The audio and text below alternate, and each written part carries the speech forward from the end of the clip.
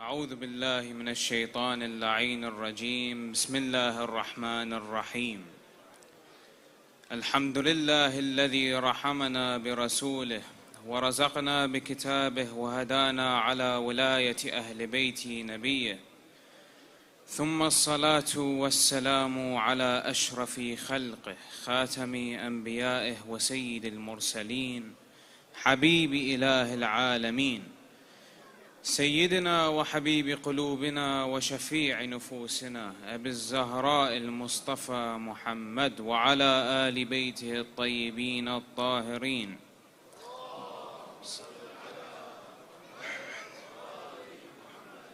السلام عليك يا أبا عبد الله وعلى الأرواح التي حلت بفنائك.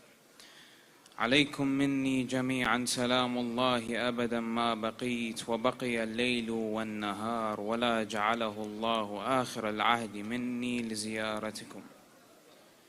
أما بعد، يا يحيى خذ الكتاب بقوة وآتيناه الحكم صبيا.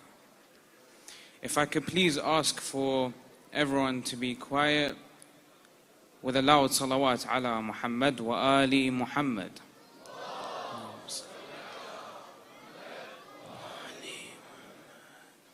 Yahya alayhi salam, very prominent figure within the religion of Islam. Wouldn't you agree? One of the few prophets that is mentioned within the Holy Quran. Yahya, much like his cousin Isa alayhi salam, was granted wisdom at a young age.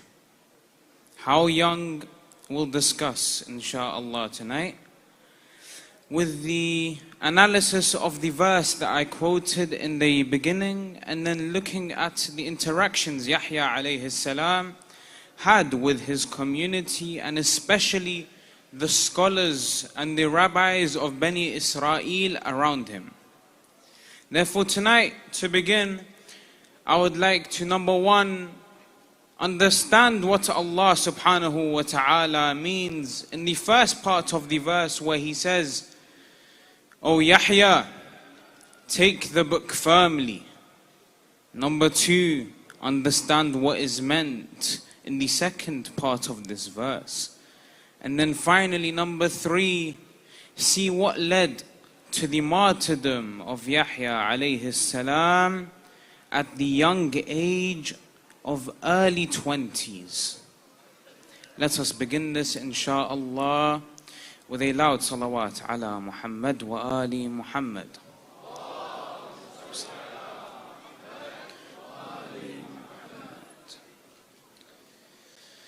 Ya Yahya khudh al-kitaba biquwwah. Oh Yahya, take the book firmly is the first part of this verse. What does Allah subhanahu wa ta'ala mean?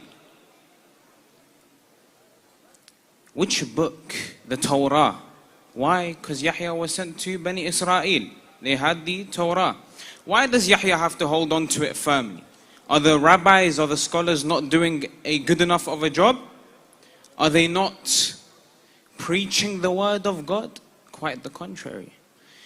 They used to hold the book like this and walk around with it, preaching to the people, this is haram, this is halal, by their sharia. But in reality, what they were preaching is what was giving them power over the people, is what was giving them authority over the people, making themselves seem like gods. Wal-'iyadhu billah.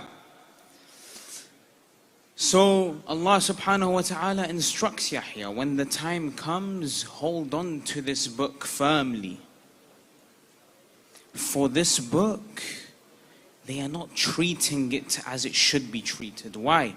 Allah subhanahu wa ta'ala mentions a description of the people at the time with the Torah. What does he say? In Surah Al-Jum'ah he mentions, Bismillah ar-Rahman ar-Rahim, مثل الذين حملوا التوراة ثم لم يحملوها كمثل الحمار يحمل أسفارا. The example of the people who held the Torah and were entrusted in looking over the Torah is like the example of those of those donkeys who carry books on their backs and walk with it. Same thing. If you're gonna hold the book, at least preach what it says. At least go with the Sharia it says, not one that you've made so you make yourself seem like a god among the people. Not one that gives you money and power.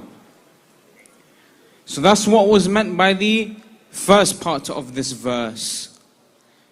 So much so that they reached the level where Yahya alayhi salam, in the Bible it mentions Yahya as John the Baptist. It mentions that John the Baptist referred to these rabbis and these scholars as a brood of vipers. Vipers are snakes. Snakes is what we call someone who is two-faced. They hold the Quran, they hold the Torah, and then they do something completely opposite of what they're holding. Today, how many of us have the Quran on our tables and shelves, but we go act against it? How many of us actually pick it up and read it? Only in Ramadan? You don't want to go understand the words of your Lord outside of Ramadan? Maybe the 10 days of Muharram, that's it? You don't want to be like those who went against Yahya alayhi salam, like those who caused the whole of Bani Israel to be deviated just because they wanted authority and power. You don't want to be like those whom Allah describes as donkeys in the Quran. No. You want to be like those who followed Yahya alayhi salam.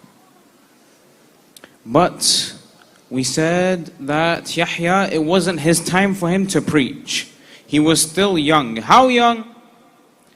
The second part of the verse, we'll come to that now. The first part was what? Ya Yahya, khudh al-kitaba biquwwa wa ataynahu al-hukma sabiyya. A sabi is what? Someone who's young. Someone who hasn't reached the age of bulugh. He hasn't hit puberty yet. How old is someone who hits puberty? And in Islamic Sharia, if you haven't got the signs as a male, your age is 15. Usually, nowadays, you find 12, 13 years old maybe, yeah? That means we can assume Yahya was definitely under the age of 12. Aslan will say he was 8 to 10 years old in what relates in the traditions. Between 8 and 10 years old, when Allah subhanahu wa ta'ala gave him godly wisdom. Yani wisdom well before his years. One of the youngest prophets to gain wisdom from Allah at such a young age. Now, was Yahya instructed to go and preach to the people instantly? No. He had to conceal his prophethood until he reached that age of bulugh. Why? Because Allah subhanahu wa ta'ala tells the Prophet in the Holy Quran, وَمَا أَرْسَلْنَا مِن قَبْلِكَ إِلَّا رِجَالًا. We didn't send before you except men, grown men, not just males, no, grown men, rijal. Which means what? Yahya had this knowledge. He would go out with his father, Zakaria alayhi salam, and he would see these rabbis do this, this and that, and then he would talk to his father. Why are they doing this? Why are they doing that? These rabbis would get angry. But Yahya alayhi salam had to stay quiet about his message for a few more years until he reached the age of bulugh. Now, this verse, Ya Yahya khudh al-kitaba biquwwa wa ataynahu al-hukma sabiyya, it applies to many of our imams. In fact, from Imam al-Jawad until Imam al-Mahdi, ajalallahu ta'ala farajahu al-sharif. So much so that a man from Egypt one day came to the Imam and said, I was a follower of your father, Imam al-Ridha. But you, O Muhammad al-Jawad, I doubt your imam. I have very heavy doubts about it. He said, why? He said, you're only 8 years old. You want to know how this man became a follower of Imam al-Jawad? The Imam replied to him with a phenomenal line that you won't hear from any other 8-year-old in any single timeline. He said, Bismillah ar-Rahman ar-Rahim, Ya Yahya khudh al-kitaba biquwwa wa ataynahu al-hukma sabiyya. O Yahya, take the book firmly, and we granted him wisdom at a young age. If your Lord can give Yahya this wisdom, why do you find it hard when he gives another 8-year-old wisdom like this? It's a phenomenal line from an 8-year-old. 8 years old, he's replying to a grown man like this with the line from the Quran and relating it to his own situation. Straight away the man stayed quiet and agreed with the Imam, and he said, you know what, I believe in you. You are my Imam.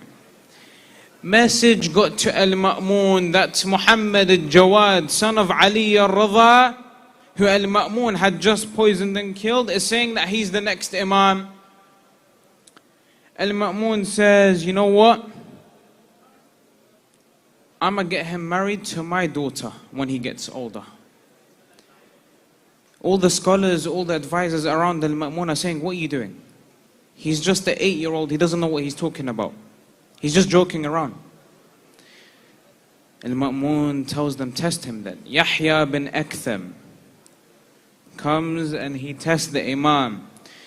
He says, what is the kafara for a man who is in ihram and he goes out hunting? The Imam tells him, your question doesn't make sense. Yahya looked at them, he said, see, I told you he doesn't know anything. The Imam looked at him, he said, no.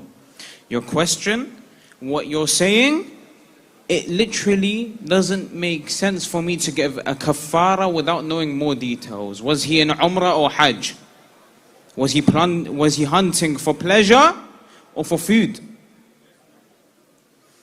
Then he gives around 39, 40 different scenarios according to hadith, to the point where Yahya bin Aktham is left speechless because the Imam gives every single one and its answer, the kafara for every single scenario. Now if we go back to Nabiyullah Yahya alayhi salam, we find that when he began his mission and he was spreading the truth of the Torah, two things happened. There were those who believed in him who became known as as-Sabi'a, and then there are those who were the scholars and the rabbis who rejected him. Sabi'a are Sabians. You can find them in modern day North Iraq, around the rivers. John the Baptist, they like to baptize themselves in the rivers. But anyways, one day a king who was a follower of Yahya alayhi salam calls for him. He says, I want to marry my niece, my sister's daughter. I said, in Jewish, Christian and Islamic Sharia, this is haram and forbidden. An aunt can't marry her nephew, an uncle can't marry his niece. It's haram. Yahya tells him, you can't marry your niece. No, this is against the Sharia of God. What does the king do? He gets upset. He goes and tells his niece and his sister, the niece's mother, what happened. Then they get the king drunk and they start manipulating him, telling him, you know what, if you kill Yahya and you behead him, maybe we can get married. What does the king do? He calls for Yahya alayhi salam. He gets him beheaded and his head is put on a gold plate and given to his niece. So tonight is the 3rd night of Muharram. Who do we remember on a night like this? Muslim bin Aqil alayhi salam, the cousin of Abi Abdullah al-Hussein, who was also beheaded before Karbala like Yahya. Muslim bin Aqil goes to Kufa to spread the truth, just as Yahya goes to spread the truth. What does that cost them? Their heads are gone. Abi Abdullah al-Hussein goes to spread the truth, heads are gone. We can learn something from these three. That no matter the cost in life, even if it means death, spread the truth of Allah. Always speak against oppression and haram. Because halal and haq is what Allah subhanahu wa ta'ala will reward you with. What do you want? The pleasure of the creatures or the pleasure of the Creator? Do you want the created to be happy with you, or do you want the Creator to be happy with you? Always speak against oppression. Always speak against haram, because that was the moral of Abi Abdullah al-Hussein on the day of Ashura. That was the moral of Muslim bin Aqil in Kufa, and that was the moral of Yahya bin Zakaria alayhim afdalus salati was salam, when it came time to preach his message, and he was killed at the young age of his early 20s. أقول قولي هذا والحمد لله الذي هدانا لهذا وما كنا لنهتدي لولا أن هدانا الله اللهم عجل لوليك الفرج واجعلنا من أعوانه وأنصاره ومن المستشهدين من بين يديه يا الله وصل اللهم على محمد وآله الطيبين